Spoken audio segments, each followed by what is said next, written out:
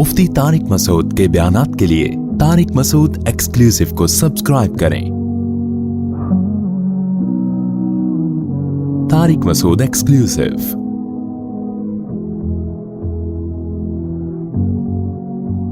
अब तलाक के मसले भी ऐसे ही थे, क्योंकि तलाक से बीवी हराम हो जाती है। अगर तलाक वाक़ई नहीं हुई है तो हलाल है, हो गई है तो क्या है, वही औरत जो सर के बाल से लेके पाँव के नाखून तक आपके लिए हलाल थी, वो सर के बाल से पाँव के नाखून तक आपके लिए हराम हो गई। तभी तलाक के मसाइल भी अल्लाह ने बहुत वज़ाहत से एक्सप्लेन कर दिए, बता दिया तलाक मर्रतान, सरी लफ्जों से जब तलाक दोगे तो दो दफा तुम्हारे पास राइट है। उसमें खुदा की कसम अल्लाह ने ऐसा कुछ भी नहीं कहा कि फौरन दो या बाद में दो। आजकल के स्कॉलर्स झूठ बोलते हैं, लफाजी करते हैं बातों में। फ़इम्साकुम बिमारूफ़िन औ तसरीहुम बिइहसान, अच्छे तरीके से रखो या उम्दा तरीके से छोड़ दो। फ़इन तल्लक़हा, अगर तीसरी दे दी, फ़ला तहिल्लु लहू मिन बाद, बीवी हलाल नहीं है। अल्लाह ने ये नहीं कहा फौरन दी या बाद में दी, यहां तो अल्लाह ने बता दिया। दूसरी जगह अल्लाह ने बता दिया कि देने का सही तरीका क्या है। इकट्ठी मत दो, 3 महीनों में तकसीम कर करके दो, तो इससे बता दिया। और वहां सूरह तलाक में अल्लाह ने यह भी बता दिया कि हम तुम्हें तकसीम करके देने का क्यों कह रहे हैं। ला तदरी लअल्लल्लाह युहदिसु बअद ज़ालिका अमरा, हो सकता है तलाक देने के बाद तुम्हें शर्मिंदगी हो, तो इकट्ठी ना निकाला करो, डिवाइड करके दिया करो, अपने लिए रुजू का रास्ता रखो। कितना वाज़े है कि 3 कितनी होती हैं, 3 होती हैं। कितनी यानी अल्लाह बता रहे कि मैं तुम्हें मना इसलिए कर रहा हूं कि रुजू का रास्ता खत्म हो जाएगा ना, इकट्ठी मुंह से निकाल दी तो। कितनी वजाहत के साथ, लेकिन फिर भी इख्तलाफ जिसने करना है वो तो करके छोड़ेगा। और कमाल की बात यह कि ये कुरान से हटते भी हैं, और जो अइम्मा अरबा, चारों इमाम कुरान को फॉलो करते हैं ना, उनको कहते हैं इनको कुरान समझ में नहीं आया। और आजकल जो प्रोपेगेंडा चल रहा है ना स्कॉलर्स का, हर वो मसला जो इनकी राय के खिलाफ होता है उसको कहते हैं हनफियों का बनाया हुआ है, हालांकि वो सारे सहाबा का होता है। ये जो खुला है ना कि औरत कोर्ट से एक तरफा खुला नहीं ले सकती है, हनफियों का बनाया हुआ नहीं है, ये कुरान का बताया हुआ। सहाबा, ताबीन, चारों इमाम, हत्ता के शिया सुन्नी भी इसमें दाखिल, शिया भी इसमें दाखिल हैं। लेकिन आज आपको ऐसे स्कॉलर्स मिल रहे हैं जो कहते हैं कि नहीं, औरत को खुला का हक है, शौहर राजी हो या ना हो वो कोर्ट से खुला ले सकती है। कुरान के बिल्कुल खिलाफ है ये। और अभी विफाकी शरई अदालत ने भी अदालत के इस गलत फैसले को सही करार दे दिया है। इससे पता चलता है विफाकी शरई अदालत के जज भी क्या है, बिल्कुल क्या चल रहे हैं, फारिग। इतना यानी कुरान के साथ खेला जा रहा है ना। हम जो कहते हैं ना चारों इमामों को, मेरा टॉपिक नहीं है लेकिन बार बार मैं इसको रिपीट करता हूं, चारों इमामों को फॉलो करना इसलिए नहीं, कुरान से हटाने के लिए, सही कुरान पे लाने के लिए, वरना ऊट पटांग चलेगा। एक बात करके मैं आगे बयान की तरफ आता हूं। ये लोग जो कहते हैं ना, जो अभी विफाकी शरई अदालत ने भी फैसला किया, नहीं औरत को खुला का राइट है, वो कोर्ट में जाके खुला ले सकती है, ये इतना मुज़हिका खेज फतवा है ना फैसला विफाकी शरई अदालत का, कि जिसने जरा भी कुरान और हदीस को पढ़ा है ना, वो इस फैसले को एक लतीफा समझेगा। बेहतरीन लतीफा है 15वीं सदी का। और एक स्कॉलर ने तो इसकी तायद भी कर दी है, यूट्यूब के बड़े मशहूर स्कॉलर हैं, और कहा ये हनफियों के यहां नहीं होता खुला, बाकी सबके यहां हो जाता है। ये भी नहीं पता कि भाई सबके यहां नहीं होता ये खुला, लेकिन कोई पूछने वाला नहीं है यार। फेंके चले जाओ, झूठ बोलते चले जाओ, इस मुल्क में कोई पूछने वाला नहीं है। लोग नीचे कमेंट्स कर रहे होते हैं, वाकई यार ये हनफी तो मुकल्लिद होते हैं। कभी हमारे पास बैठो, हमें आपको पता चलेगा इंशाअल्लाह अंधा मुकल्लिद कौन है, और हकीकत में कुरान और सुन्नत का इल्म रखने वाला और हकीकत में कुरान और सुन्नत को फॉलो करने वाला कौन है। कभी बैठो तो पता चले ना। वही है, वो अब्बा ने पूछा था ना बच्चे से, ये मैं खुला वाली बात रहना जाए जो विफाकी शरई अदालत ने किया ना, मैं उसको बताता हूँ कितना बड़ा लतीफा अदालत ने छोड़ा है, विफाकी शरई अदालत ने। वो मैं बताऊंगा कुरान से कैसे क्या पता चलता है। ये जो बयान किया गया ना, वो एक मैं कह रहा हूँ कभी हमारे साथ बैठो तो पता चले। तो वो मैं अक्सर सुनाता हूँ ना। अब्बा ने बच्चे से पूछा, अल्लामा इकबाल का पता है कौन है? बच्चे ने कहा पता नहीं। कायदे आज़म का पता है? पता नहीं अब्बा। कभी स्कूल जाओ तो पता चले ना, कम बहुत कभी स्कूल जाओ तो पता चले। बच्चे ने कहा वसीम का पता है? घर में आते हैं, वसीम साहब पता है कौन है? कह रहे नहीं। गफ्फार का पता है? नहीं। گھر میں رہو تو پتہ چلے نا, سمجھ رہے, گھر میں رہو تو ابا اکثر گھروں سے شارٹ ہوتے ہیں نا, پان گٹکے میں, دوستوں میں, گٹر کے ڈکنوں میں.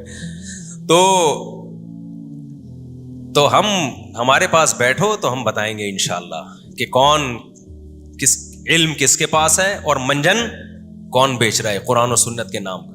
میں جیو ٹی وی میں تھا, مجھ سے انٹرویو لے رہے تھے, وہ کہنے لگے کہ یہ 3 طلاق جو ہے امام حنیفہ کہتے ہیں, حنفیوں کے یہاں 3 ہوتی ہیں, اہل حدیثوں کے یہاں. میں نے کہا حنفیوں نہیں, قرآن و سنت میں سب کے ہاں 3 ہوتی ہیں, اس لیے حنفیوں کے یہاں بھی کتنی ہوتی ہیں, 3 ہی ہوتی ہیں, اس لیے ہوتی ہیں.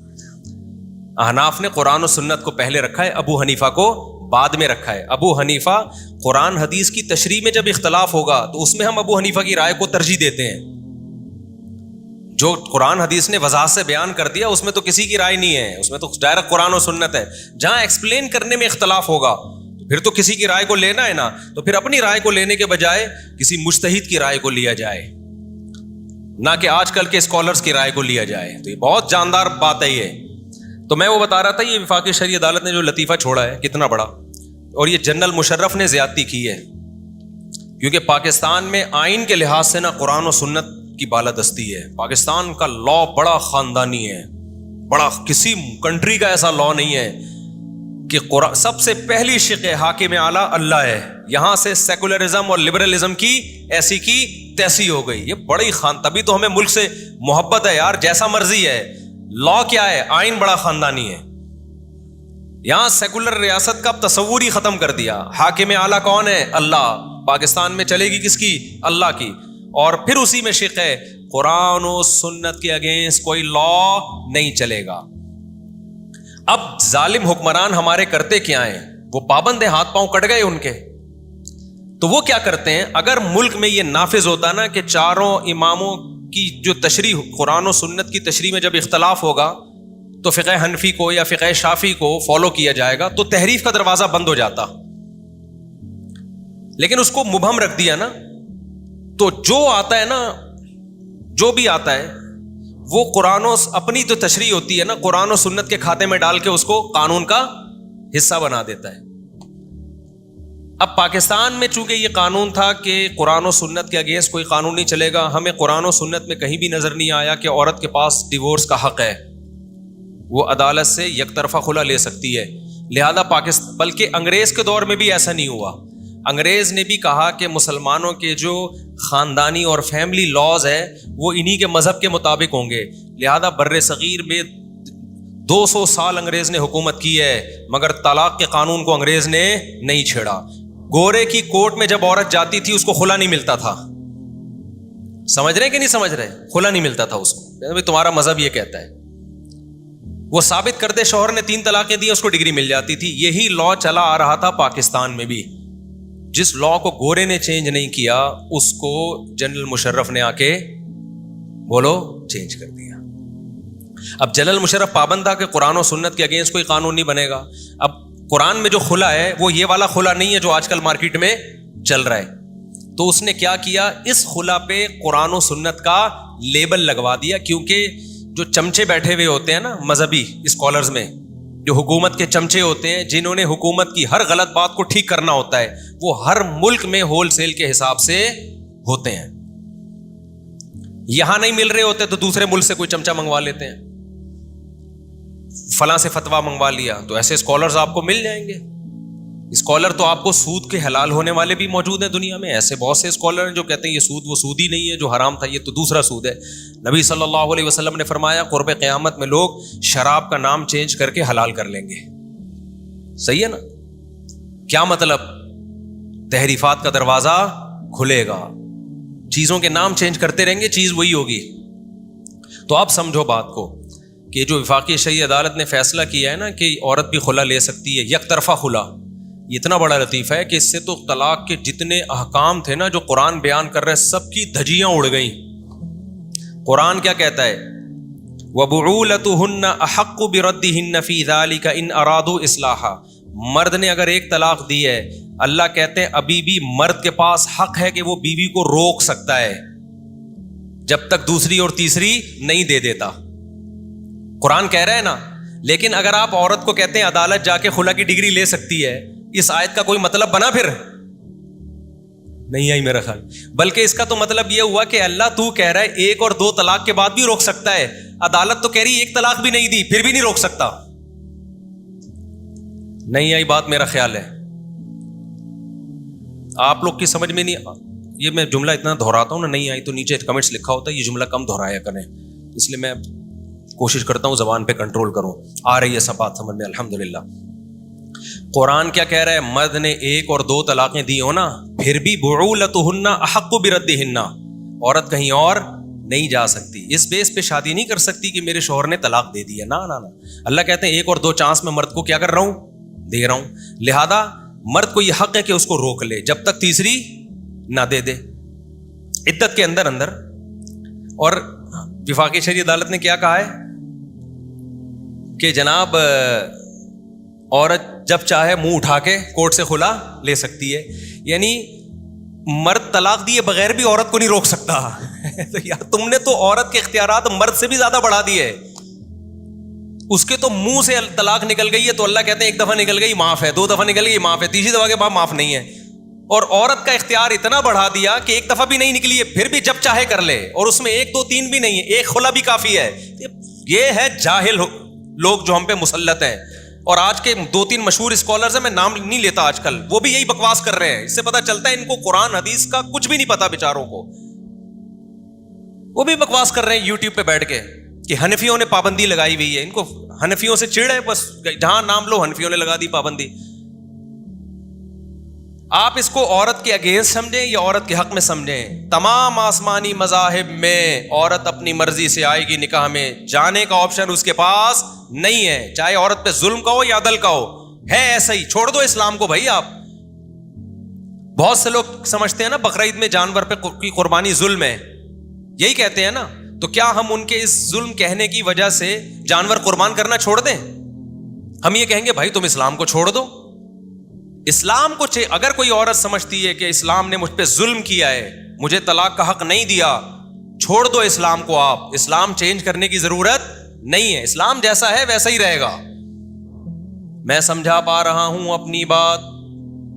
تو یہ منجن بیچ رہے ہیں آج کل. تو اتنا بڑا لطیفہ ہے جو وفاقی اتنے لمبے لمبے صفحے لکھ کے نا فضول قسم کی. اور حدیث میں بھی تو دیکھو، بخاری مسلم کی حدیث، ایک صحابیہ نبی کے پاس آئیں، وہ اول خلع فی الاسلام، حدیث میں باب باندھا امام بخاری نے، اسلام میں سب سے پہلا خلا. تو وہ صحابیہ نے شکایت کی، یا رسول اللہ میرے شوہر پسند نہیں ہے، میں ان سے علیحدگی چاہتی ہوں. ہمارے نبی سے بڑا جج کون ہوگا؟ نبی نے کوئی نہیں پکڑایا کہ چلو بھائی یہ لو یک طرفہ خلا. ان کے شوہر کو بلایا، نہیں رہنا چاہتی ان کو طلاق دے دو. ان کے شوہر نے دے دی طلاق. اس سے پتہ چلتا ہے کہ نبی کے پاس بھی اختیار نہیں تھا کہ دونوں کے درمیان جدائی کریں. نبی نے ان کے شوہر کو کہا کہ بھائی ان کو چھوڑ دو، انہوں نے چھوڑ دیا. نہیں چھوڑتے تو نہیں ہوتی طلاق. انہوں نے عافیت اسی میں سمجھی، بھائی پیغمبر کہہ رہے ہیں تو چھوڑ دینا چاہیے، نہیں رہنا چاہتی. مشورہ تو شوہر کو دیا جا سکتا ہے، آرڈر بھی کیا جا سکتا ہے کہ یار نہیں رہنا چاہتی تو کیا کرنا ہے، تو نے ایسی بیوی کو رکھے. ہم بھی یہی مشورہ دیتے ہیں، کوئی عورت شوہر کے ساتھ نہیں رہنا چاہتی، چھوڑ دے یار. جب تک چھوڑے گا نہیں وہ چھٹے گی نہیں. جج اپنی بیوی کو ڈیورس دے سکتا ہے، وفاقی شرعی عدالت بھی اپنی بیوی کو طلاق دے سکتی ہے. کسی کی بیوی کو کسی کا باپ بھی طلاق نہیں دے سکتا. سمجھتے اٹھا کر پھینک دو باہر گلی میں، نئی تہذیب کے انڈے ہیں گندے. اگر آپ کی بیوی کہتی ہے نا مجھے نہیں میں نہیں رہنا چاہتی ایکچولی، آپ بولو بھائی میں جب تک نہیں چھوڑوں گا آپ نہیں جا سکتی کہیں. وہ کہتی ہے میں اس خلا کو میں نہیں مانتی مفتیوں کے فتوے کو، آپ بولو بھائی تم مرتد ہو جاؤ، تم اسلام کو کیا کرو چھوڑ دو. تمہیں مسلمانوں کے قبرستان میں ہم دفن نہیں کریں گے، ہم تمہیں غسل کفن، جاؤ ہندوؤں کی طرح آگ میں جلا دو اپنے آپ کو، یہ عیسائیوں کی طرح تابوتوں میں جاؤ. اسلام جو فالو کرے گا تو اسلام کے حکام کو اس کو ماننا پڑے گا. سمجھتے ہو کہ نہیں سمجھتے؟ ایک صورت جو چونکہ لوگ ادھورا کلپ چلا دیتے ہیں، بعض عورتیں کہتی ہیں ہم پہ بہت ظلم ہو رہا ہے. یہ میں بار بار ریپیٹ اس لیے کر رہا ہوں کہ یہ پھیلتا جا رہا ہے. اور مذہبی اسکالرز جو ہے نا، جو آج کل کے آ رہے ہیں، جو مذہبی اسکالرز آ رہے ہیں، انہوں نے بھی اس کو پروموٹ کرنا شروع کر دیا ہے. کیونکہ جاہل لوگ ہیں نا، اپنے آپ کو حنفی یا شافی کہتے ہوئے ان کو موت آتی ہے، اس لیے کہ لوگ کہیں گے مقلد ہے. اور خود کیا کہتے ہیں اپنے آپ کو؟ محقق ہیں بھائی، محقق. یہ محقق کا نا ان کو اعزاز لینا ہوتا ہے، لیکن ان کی حالت یہ ہوتی ہے کوا چلا ہنس کی چال اور اپنی بھی بھول گیا. نہ یہ محقق ہوتے ہیں نہ یہ مقلد ہوتے ہیں. سمجھتے ہو کہ نہیں سمجھتے؟ تو اللہ کا شکر ہے ہم کسی مجتہد امام کو فالو کرتے ہیں، اپنا ہم نے کوئی فرقہ نہیں بنایا. جو فرقہ بناتا ہے نا وہ مجتہدین کی اتباع سے ہٹ کے ہی بناتا ہے فرقہ. لیبل یہ لگاتا ہے کہ میرا کوئی فرقہ نہیں ہے. تو بھائی تمہارے نام سے فرقہ بن رہا ہے ایک نیا. تو خوب سمجھ لو یہ بہت زیادہ پھیل رہا ہے. اس کے سائیڈ ایفیکٹ اتنے زیادہ ہیں کہ آپ کی سوچ ہے. عورت کی طبیعت میں ٹھہراؤ نہیں ہے. آج وہ آپ کے پاس پیسہ دے کے آئی، کل کسی کے پاس پیسہ زیادہ آیا، یہاں سے ٹن مار کے ادھر لڑکے گی وہ. وہاں پیسہ زیادہ آیا، ٹن مار کے وہاں لڑکے گی وہ. اور جب یہ بات پھیلے گی مرد اپنی بیویوں سے وفا کرنا چھوڑ دیں گے. کیوں؟ جب آپ کو پتا ہے کہ یار یہ میری ہے ہی نہیں، جب چاہے مارکیٹ سے شارٹ ہو سکتی ہے، تو میں جائیدادیں کروں گا اس کے نام، میں فلیٹ بنا کے دوں گا اس کو، میں 10 تولے زیور ڈالوں گا اس کے گلے میں. عدالت یہ بھی نہیں پوچھتی ہے کہ ایک آدمی نے 2 کروڑ کا بیوی کو پلاٹ دے دیا، نام کرایا، اگلے دن بیوی جا کے کورٹ سے کھلا لے، مرد چیختا رہے گا میرے 2 کروڑ کا پلاٹ گیا. عدالت کہے گی دفع ہو یہاں سے. مجال ہے آپ کی کوئی سن لے کورٹ میں. یہ وہ گندا جنگلیوں کا قانون ہے جو یورپ امریکہ سے لے کے ہم پہ مسلط کیا جا رہا ہے، اور ہماری عدالتیں اس پہ لیبل کس کا لگا رہی ہیں؟ اسلام کا لیبل لگا رہی ہیں. اور ہمارے اسکالرز اور یونیورسٹیوں کے پروفیسر کہہ رہے ہیں مولویوں سے نہیں پوچھو، ہم تمہیں بتائیں گے قرآن حدیث کیا ہے. سمجھتے ہو بات کو کہ نہیں سمجھتے؟ یہ تو حنفی بتائیں گے، یہ تو شافی بتائیں گے، قرآن سنت تھوڑی بتائیں گے. اس کا مطلب حنفی شافی امام حنیفہ امام شافی نے تورات و انجیل بتایا، یہ 15ویں صدی کے ٹچے ہمیں کیا سمجھائیں گے؟ یہ قرآن و حدیث سمجھائیں گے. تو ہم اس لیے جو بار بار میں مجتہدین کا ہر بیان میں ٹاپک لاتا ہوں نا، فرقہ واریت کے لیے نہیں، یہ فرقہ واریت کی مخالفت کے لیے لے کر آتا ہوں. پھیلتا جائے گا، یہ زنا پھیلے گا ہماری سوسائٹی میں. تو اب اس کا نقصان کیا ہوگا؟ مرد وفا کرنا کیا کرے گا؟ کیونکہ یار کسی بھی وقت جا سکتی ہے، تو میں کیوں اس پہ خرچ کروں؟ بھائی ٹائم پاس کرو، اپنی ڈیزائرز پوری کرو، بچے بھی نہیں پیدا کرے گا اس سے. کیونکہ کسی بھی وقت عدالت میں گئی، 18 سال تک کا بچوں کا خرچہ بھی آپ کے کھاتے میں ڈال دیا. اور اب ایسا ہونا شروع ہو گیا ہے. ایک صاحب نے شادی کی ہے، نسل روکی ہوئی ہے. میں نے کہا یار بچے کیوں نہیں ہو رہے؟ کہہ رہے یار پہلے مجھے پتا تو چلا یہ بااعتماد عورت ہے بھی کہ نہیں ہے. کل پتا چلا کھلا لیا، 2 بچوں کے ساتھ مارکیٹ سے شارٹ. کل تھوڑی سی میری بات بری لگ گئی، 2 بچوں کے ساتھ مارکیٹ سے شارٹ. 18 سال تک کہتا ہے میں بچوں کا خرچہ دیتا رہوں گا. اس کی پہلی بیوی کے ساتھ یہی ہوا ہے، تو اس سے دوسری شادی کی ہے تو کہہ رہا ہے اس کو بچہ نہیں ہونے دے رہا میں. 4 سال تک اس کو آزمائے گا. یہ حقیقی کیس بتا رہا ہوں آپ کو جو آنا شروع ہو گئے ہیں. کہہ رہے یار بچہ پیدا کیا، پتا چلا ٹورمنجی نکل گئی، اور 18 سال تک بچہ بھی گیا ہاتھ سے، خرچہ میں ہی دوں گا، اور یہ کسی اور مرد کے ساتھ مزید 2 بچے پیدا کروا رہی ہوگی. یہ بے غیرتی ہمارے کنٹری میں وفاقی شرعی عدالت کی نگرانی میں شروع ہو رہی ہے. سمجھ رہے ہو کہ نہیں سمجھ رہے؟ یہ بے غیرتیاں ہیں. اس لیے جب یہ پاکستان میں اسلامی کنٹری بنا تھا نا، بعض علماء نے آواز اٹھائی تھی اسے کسی مخصوص فقہ کا پابند کرو، لا کو. فقہ حنفی لوگ زیادہ ہیں تو فقہ حنفی کا پابند کرو. ہم کہتے ہیں چلو فقہ شافی کا کر دو، تمہیں حنفیت پسند نہیں ہے، کسی فقہ کا پابند، یا کم از کم اس کا کرو کہ 4 اماموں سے ہٹ کے کوئی جج کو کوئی فیصلے کی اجازت نہیں ہوگی. اگر نہیں کیا تو یہ قرآن و سنت کے نام پہ ہر لبرل کام، لبرلزم کو قرآن و سنت کا لیبل لگا دیں گے. لیکن اس وقت نہیں سنی گئی. لوگوں نے کہا یہ حنفیت پھیلانا چاہ رہے ہیں، یہ شافیت پھیلانا چاہ رہے ہیں، نہیں سنی گئی. اس کا رزلٹ آج آپ کے سامنے آ رہا ہے. جو گند کرنا ہوتا ہے، زنا کی سزا ہٹا دی ان لوگوں نے. مشرف نے تو جو گند کر کے گیا ہے نا، جنرل مشرف، کم وقت کی مغفرت ہو. پھر بھی ہم دعا کر لیتے ہیں مغفرت کی، کیونکہ ایمان پر مرا ہے. جو ایمان پہ مرے اس کے لیے دعا کا دروازہ کھولے، دل نہیں چاہتا، اتنے گند کر کے گیا ہے. تو اب کیا ہے اس کا سائڈ ایفیکٹ سمجھ میں آ گئے؟ جب آپ کی شادی ہوگی آپ کہو گے یار کسی بھی وقت جا سکتی ہے، آپ ہر وقت اس کو. یہ تو ابھی کم کیسز ہیں نا، ابھی یہ بڑھنا شروع ہوں گے، کیونکہ ڈرامے یہی دکھائے جا رہے ہیں، فلمیں یہی دکھائی جا رہی ہیں. عورت شوہر کے سامنے چیختی ہے، ایک تھپڑ مرد لگاتا ہے تو بیوی جواب میں وہ بھی تھپڑ لگا دیتی ہے، وہ بھی چیختی ہے. اس چیز کو پروموٹ پہلے بیویوں کو سمجھایا جاتا تھا، یہ تمہاری جنت ہے. شوہر جو ہے، نبی نے حکم دیا کسی کو سجدہ کرنے کا حکم ہوتا تو کس کو کیا جائے؟ شوہر کو. مرد کبھی غصہ ہو بھی جاتا، عزت دار آدمی، بعد میں اس کو خود خیال ہوتا ہے کہ یار میں نے زبان زیادہ چلا دی ہے تو میری نا. اب مرد کو پتا ہے کوئی پتہ نہیں کس کی ہے بھائی. یہ کسی بھی وقت مارکیٹ سے کیا ہو گئی، وہ سنبھل کے ڈر کے ٹھٹرا ہوا چلے گا. تو وہ اپنا باپ بنا کے رکھے گا اس کو. تو بیوی باپ نہیں ہوتی میرے بھائی, یہ نیچرل نہیں ہے. وہ ماتحت ہوگی تو محبت کرے گا مرد, کیونکہ بائی نیچر مرد پاورفل ہے. اگر اس کو اختیارات آپ نے نہیں دیے تو وہ غلط استعمال اختیارات کا شروع کر دے. وہ نیچرلی مرد ہی پاورفل ہے, وہ عورت کا غلام نہیں بن سکتا. سمجھتے ہو کہ نہیں سمجھتے؟ اس سے غلط ہوگا, وہ چھوڑ دے گا عورت کو. وہی گرل فرینڈ بوائے فرینڈ گدے گھوڑے والا سیٹ اپ آئے گا ہماری سوسائٹی میں. تو یہ طریقہ ہے کہ اختیارات اسلام نے مرد کو دیے, لیکن مرد کو سمجھایا کہ بیوی پہ ہاتھ نہ اٹھاؤ. اختیارات دیے, قرآن نے وَضْرِبُوهُنَّ کہہ کے دے دیا اختیار کہ اگر عورت شرارتی ہے تو ہاتھ اٹھا سکتے ہو اپنا فرمانبردار بنانے کے لیے, لیکن اپریشیٹ اس عمل کو نہیں کیا. نبی نے پوری زندگی کبھی زوجہ پہ ہاتھ نہیں اٹھایا, اور نبی نے فرمایا تم میں سب سے بہتر وہ ہے جو زوجہ کے لیے سب سے اچھا ہے. تو اختیارات سلب نہیں کیے, لیکن ویسے موٹیویٹ کیا کہ تمہارے ماتحت تو بنا دیا, ماتحت بنائے. حجۃ الوداع پہ جو نبی نے خطبہ دیا کہ عورتوں سے اچھا سلوک کرو جن کو اللہ نے تمہارے ماتحت بنایا ہے. تو ماتحت کے ساتھ اچھا سلوک, اس کو محبت دو, اس کو رسپیکٹ دو. یہ اسلام کا نیچرل طریقہ ہے. آپ نے اس کو اختیارات دیے کہ ماتحتی سے ہی نکال دیا اس کو. لوگ کہتے ہیں نا حجۃ الوداع کے موقع پہ نبی نے عورت کے کتنے حقوق بیان کیے ہیں نا, لیکن اس میں یہ بھی بتا دیا کہ یہ تمہاری کیا ہے, ماتحت ہیں. آرڈر کس کا چلے گا؟ تمہارا چلے گا. تو ماتحت کے ساتھ اچھا سلوک, محبت دو, عزت دو, رسپیکٹ دو, آرڈر تمہارا ہی چلے گا.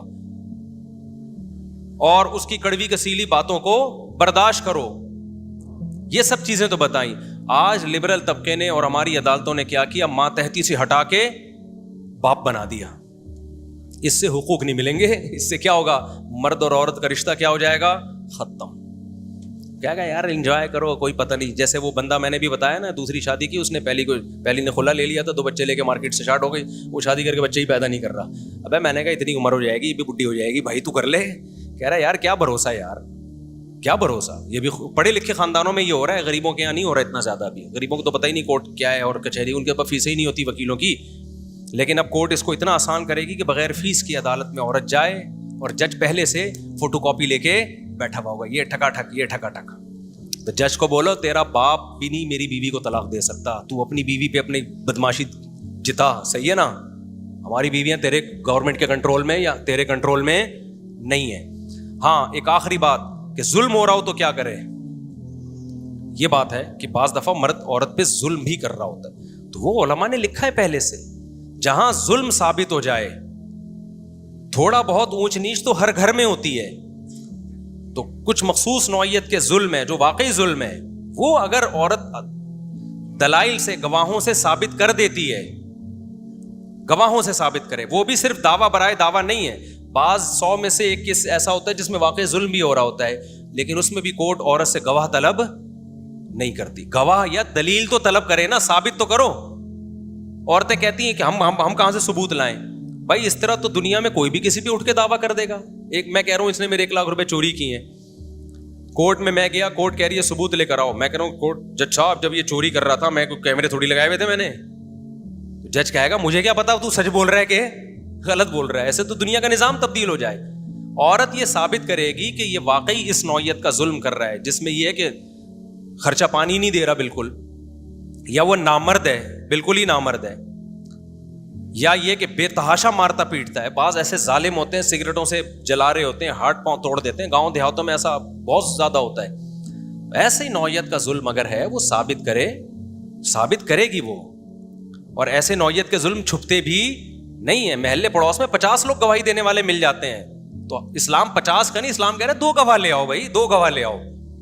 عدالت کو یہ توفیق ہی نہیں مل رہی کہ وہ 2 گواہوں کا مطالبہ کرے.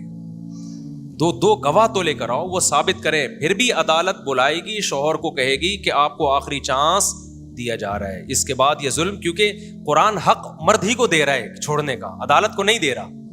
عدالت شوہر کو رائٹ دے گی, آپ کی یہ کمپلین ہے انسان کا بچہ بن جا, نان نفقہ نہیں دے رہا تو عورت کو یہ حق ہے, عورت کیا یہ گھر جا کے پھر مجھے نہیں دے گا, یہ اکاؤنٹ نمبر ہے, یہ اس میں پیسے ڈالے. مرد پھر عدالت نگرانی کرے گی اس اکاؤنٹ میں پیسے ڈال رہا ہے کہ نہیں ڈال رہا, وہ تو نہیں چھپ سکتا نا. یہ سب کچھ بھی نہیں ہو رہا. یہ اس کے بعد بھی اگر وہ نہیں کر رہا ہے تو عدالت پھر مرد کو کہے گی تو چھوڑ دے اس کو, طلاق دے اس کو. سمجھ میں آ رہی ہے بات؟ پھر بھی خود نہیں دے گی, مرد کو کہے گی کورٹ میں دے بھائی اس کو طلاق, پھر بھی مرد نہیں دیتا, پھر عدالت خلا, فسخ نکاح کہتے ہیں لیکن چلو اس کو خلا کہہ لو آپ جہالت میں, وہ ہے فسخ نکاح. عدالت نکاح کو کیا کر دے گی؟ فسخ کر دے گی.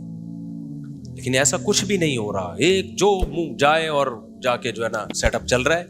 تو یہ حساب ہے, یہ کسی بھی مذہب میں نہیں بھائی, کسی فرقے میں نہیں ہے, نہ قرآن میں ہی نہیں ہے یہ.